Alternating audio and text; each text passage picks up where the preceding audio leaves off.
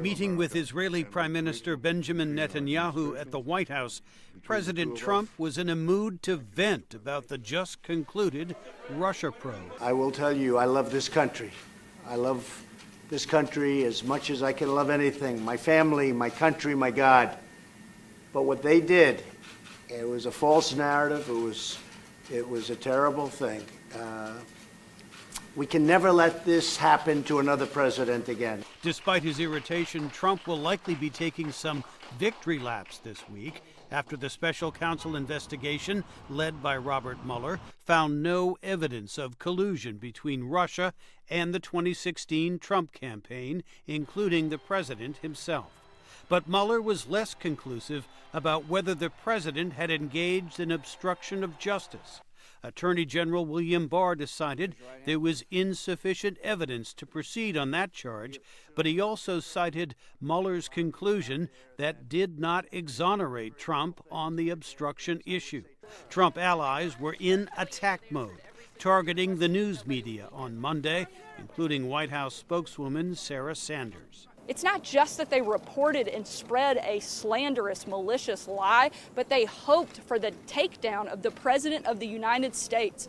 Another stalwart Trump defender, Republican Senator Lindsey Graham, said it was time for the country to move on. There's some people who are never going to accept the Mueller report, what I say, or what Mr. Barr does. But by any reasonable standard, Mr. Mueller thoroughly investigated the Trump campaign. Opposition Democrats want to know more about Mueller's focus on obstruction of justice. They are also demanding the release of the full Mueller report. House Judiciary Committee Chairman Gerald Nadler. His conclusions raise more questions than they answer, given the fact that Mueller uncovered evidence that, in his own words, does not exonerate the president. Mueller's decision not to offer an opinion on obstruction is significant, says former federal prosecutor Preet Bharara. It was a very close case.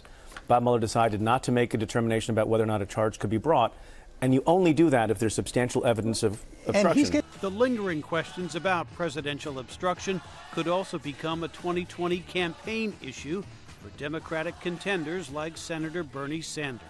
I want the whole damn report, because nobody, especially this president, is above the law. Trump still faces investigations by Congress and prosecutors in New York, but the special counsel's report clearly gives Trump a political boost and makes the possibility of impeachment more remote than ever, says Larry Sabato. It's easy to advocate for impeachment. It is very difficult, almost impossible, to actually achieve impeachment and conviction. Trump is now counting on a political boost from the Mueller report as he moves into campaign mode ahead of his re-election effort next year. Jim Malone, VOA News, Washington.